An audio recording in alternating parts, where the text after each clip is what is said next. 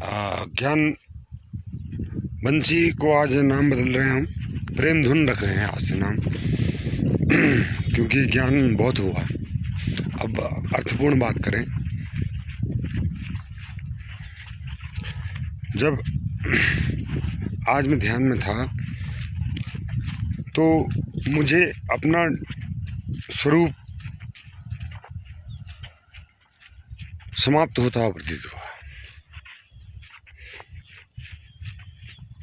यानी कि जैसे एक बूंद समंदर में चली जाती है, ऐसा ही कुछ लगा कि मेरा अस्तित्व समाप्त हुआ और परम अस्तित्व में विलीन हुआ। तो उसके बाद जब हम बाजार को निकला भ्रमण पर, तब मैंने अपने अंदर से देखा कि सब प्रेममय है। किसी भी व्यक्ति पर मेरी नज़र टकराती और वापस लौटती तो मुझे प्रेम प्राप्त होता उसकी तरफ से अपने लिए और अपनी तरफ से उसके लिए। यानी कि ये संसार प्रेममय प्रतीत हुआ। तो कैसे होगा प्रेममय प्रतीत? एक मनुष्य को क्या करना चाहिए जिससे वो इस अवस्था को प्राप्त कर ले? लोग इसे सिद्धावस्था कहते हैं, पर मैं इसको सामान्य अवस्था कहूँगा, क्योंकि असामान्य हम हो गए हैं, हमें सामान्य हो जाना है। असामान्य अवस्थाओं के लेवल स्तर पर अब हमने चिंतन को पहुँचा दिया है, उसको हमने सामान्य अवस्था में लाना है। वो कैसे आएगा? देखिए, मैं कोई दोहराई हुई बात नहीं बता रहा हूँ, बस मुझे इतना जैसा मेरे साथ हुआ वैसा ही मैं आपको बता रहा हूँ। पहले मेरे जीवन में संकट आए, अजीब से संकट, ऐसे संकट जिनको समझ में ना आए कि संकट क्या हैं। उन संकटों के बाद मुझे उन संकटों से लड़ने की हिम्मत भी आई, लड़ा भी और अपना रास्ता बनाता हुआ चल रहा था कि तभी अचानक मेरे जीवन में गुरु की कृपा बरसी और गुरु से मिलना हुआ। तो गुरु के द्वारा ध्यान क्रियाएँ दी गई। पहले ही दिन बहुत अलग अनुभव हुआ, बहुत अद्भुत अनुभव हुआ। उस अनुभव को देखते हुए फिर मैंने ध्यान, अब मैं उस वक्त छोटा था, हाई स्कूल में पढ़ता हूँगा शायद, तो अब मैंने सोचा कि मेरा जो मन था मुझे वासना की तरफ, संसार की तरफ मोड़ रहा था कि पहले कुछ बन जाऊँ फिर मैं ध्यान शुरू करूँगा। लेकिन ऐसा कुछ हुआ नहीं और फिर मुझे ओशो का सानिध्य प्राप्त हुआ। ओशो का सानिध्य प्राप्त होने से मेरी जो मन की और जो मेरे खोजी मन की जो जितने भी प्रश्न थे, वो प्रश्नों का समाधान मुझे ओशो के सत्संग से मिला। फिर मैंने ध्यान अपनाया। गुरुदेव ने जो बताया ध्यान की असली परिभाषा क्या होती है। ध्यान का अर्थ है कुछ न करना। ऐसी स्थिति में 24 घंटे में आप 1 घंटे के लिए भी रहिए कि जब आप कुछ नहीं कर रहे हो, मानसिक रूप से, भावनात्मक रूप से और कर्म रूप से भी आप कुछ न कर रहे हो। ऐसी स्थिति को ही ध्यान कहते हैं। अब आप ऐसी स्थिति में लाने के लिए आपको अपने शरीर को किसी भी अवस्था में रख सकते हैं।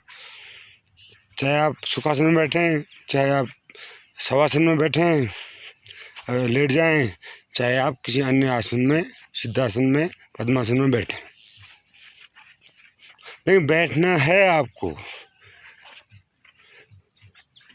जब आप प्रेम की अवस्था प्राप्त कर पाएंगे, आप बैठिए, आप 3 महीने 4 महीने करके देखिए, आप में अवश्य परिवर्तन आएगा।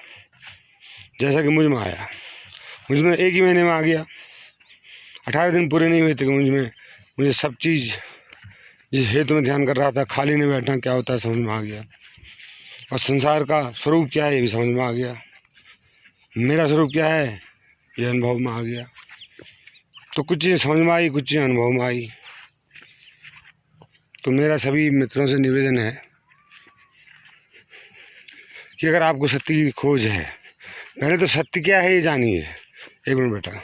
सत्य ये है, अब ये मेरा सुपुत्र है। हेलो बोलो बेटा, हेलो बोलो। हेलो। तो ये देखिए, इसने हेलो बोला आप लोगों से।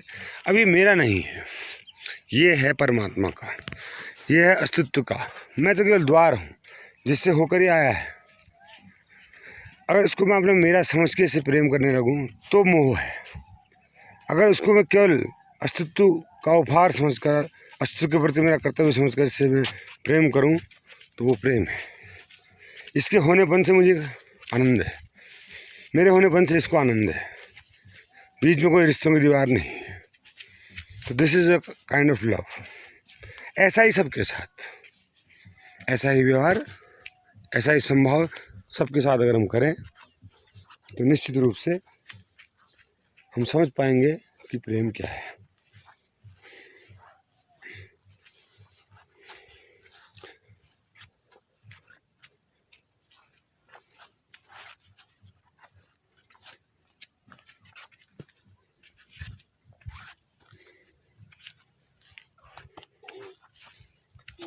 तो मिलते हैं प्रेम धुन तृतीय में। ये प्रेम द्वितीय होगी, क्षमा करना, ये प्रेम द्वितीय में हम मिलेंगे, प्रेम धुन प्रथम है।